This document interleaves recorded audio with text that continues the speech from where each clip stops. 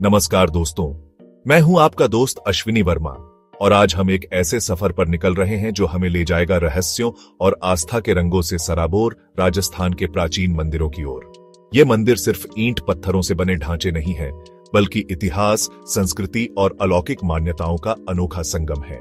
जयपुर, जानिए राजस्थान के ऐसे 7 मंदिरों के बारे में जिनका इतिहास और वर्तमान रहस्यों से भरा हुआ है। सदियों से इन मंदिरों के गर्भगृह में छिपे रहस्यों ने इतिहासकारों, पुरातत्वविदों और श्रद्धालुओं को एक समान रूप से आकर्षित किया है। इनका यह राज कोई हकीकत है या कोई फसाना है, ये जानने के लिए पुरातत्व विज्ञानियों समेत कई लोगों ने प्रयास भी किए, मगर रहस्यों से पर्दा कभी नहीं उठ पाया। तो आइए इस वीडियो में हम एक साथ खोलते हैं राजस्थान के 7 रहस्यमयी मंदिरों के दरवाजे और जानने की कोशिश करते हैं इनसे जुड़े सच को। हमारा पहला पड़ाव है दौसा, जहां 2 पहाड़ियों के बीच विराजमान है मेहंदीपुर बालाजी। यह मंदिर समर्पित है हनुमान जी के बाल स्वरूप बालाजी को। यहाँ का वातावरण एक अजीब सी ऊर्जा से भरा हुआ है, जहां श्रद्धा और अंधविश्वास साथ साथ चलते हैं। कहते हैं यहाँ आकर भूत प्रेतों से पीड़ित लोगों को शांति मिलती है। विज्ञान भले ही इसे न माने, पर यहाँ रोजाना हजारों लोग आते हैं, इस उम्मीद में कि बालाजी उनकी परेशानियों को दूर करेंगे। मेहंदीपुर बालाजी की मूर्ति भी अपने आप में एक रहस्य समेटे हुए है। कहते हैं कि इस मूर्ति के बाईं ओर एक छेद है, जहां से निरंतर जल बहता रहता है। कुछ लोग इसे बालाजी का पसीना मानते हैं, तो कुछ इसे दैवीय शक्ति का प्रतीक। इस जल को पवित्र मानकर लोग अपने माथे पर लगाते हैं, इस विश्वास के साथ कि इससे उनकी बुरी नजर उतर जाएगी। लेकिन यह जल आता कहां से? यह सवाल आज भी अनुत्तरित है। क्या यह प्रकृति का करिश्मा है या फिर कुछ और? यह रहस्य आज भी मेहंदीपुर बालाजी के साथ जुड़ा हुआ है। यहाँ का नजारा देखकर एक अजीब सी सिहरन होती है। लोगों की आस्था, उनका विश्वास और यह रहस्यमय वातावरण सब मिलकर मेहंदीपुर बालाजी को एक अविस्मरणीय अनुभव बना देते हैं। हमारा अगला पड़ाव है अजमेर, जहां ऊंची पहाड़ी पर स्थित है देवी सावित्री का मंदिर। यहाँ की मान्यता है कि ब्रह्मा जी को श्राप देने के बाद सावित्री देवी यहाँ आकर बस गईं। इस मंदिर की सबसे खास बात यह है कि यहाँ पुरुषों का प्रवेश वर्जित है। सिर्फ महिलाएं ही मां सावित्री के दर्शन कर सकती हैं। कहते हैं कि देवी सावित्री पुरुषों से नाराज हैं, क्योंकि उन्होंने भगवान विष्णु को ब्रह्मा जी की पुत्री गायत्री से विवाह का साक्षी बनने के कारण पत्नी वियोग का श्राप दे दिया था। इस मान्यता के कारण सदियों से यहाँ यह परंपरा चली आ रही है। पुरुष मंदिर के बाहर से ही मां के दर्शन करके संतुष्ट होते हैं। यह मंदिर नारी शक्ति का प्रतीक है और यहाँ आकर महिलाएं खुद को सशक्त महसूस करती हैं। सावित्री देवी का यह मंदिर एक अनोखी मान्यता और परंपरा का प्रतीक है, जो आज भी लोगों की आस्था का केंद्र बना हुआ है। अब हम चलते हैं बाड़मेर, जहां स्थित है किराड़ू मंदिर। यह मंदिर अपनी शानदार वास्तुकला और नक्काशी के लिए प्रसिद्ध है। इस मंदिर को राजस्थान का खजुराहो भी कहा जाता है। यहाँ 5 मंदिर हैं, जिनमें से एक भगवान विष्णु को समर्पित है और बाकी 4 भगवान शिव को। किराड़ू मंदिर की नक्काशी देखते ही बनती है, लेकिन इस मंदिर के साथ एक डरावनी मान्यता भी जुड़ी हुई है। कहते हैं कि जो भी इस मंदिर में सूरज ढलने के बाद रुकता है, वह कभी वापस नहीं आता। इसके पीछे एक कहानी प्रचलित है। कहा जाता है कि एक बार एक साधु अपने शिष्यों के साथ यहाँ आए थे। कुछ दिन रुकने के बाद साधु देश भ्रमण पर निकल गए और उनके शिष्य यहीं रुक गए। इसी दौरान शिष्य बीमार पड़ गए, लेकिन गांव के लोगों ने उनकी कोई मदद नहीं की। सिर्फ एक कुम्हारिन ने उनकी देखभाल की। जब साधु वापस आए तो उन्होंने अपने शिष्यों की हालत देखकर क्रोधित होकर गांव वालों को श्राप दे दिया कि जहां मानवता नहीं है, वहां लोगों को भी नहीं रहना चाहिए।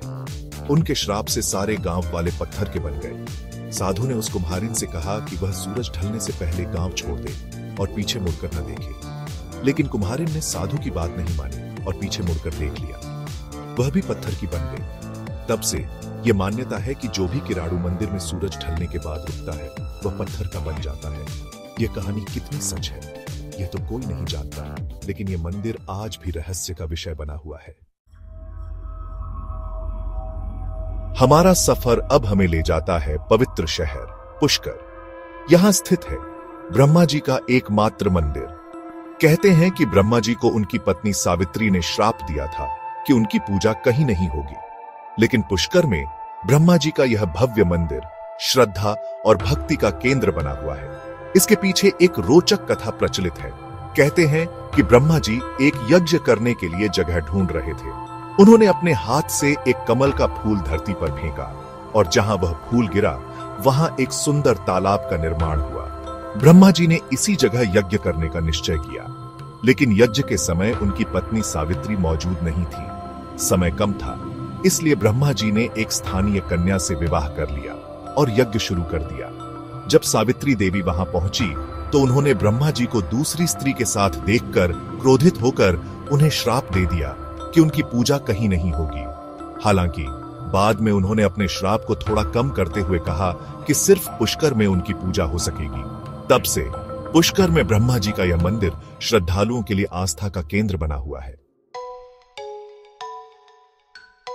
हमारा अगला पड़ाव है थार रेगिस्तान, जहां भारत पाकिस्तान सीमा पर स्थित है तनोट माता का मंदिर। यह मंदिर सिर्फ आस्था का प्रतीक नहीं, बल्कि भारतीय सेना के लिए अदम्य साहस और वीरता का प्रतीक भी है।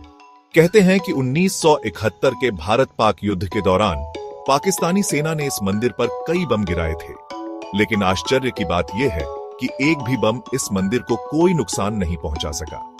कई बम तो ऐसे ही गिरे पड़े रहे, बिना फटे।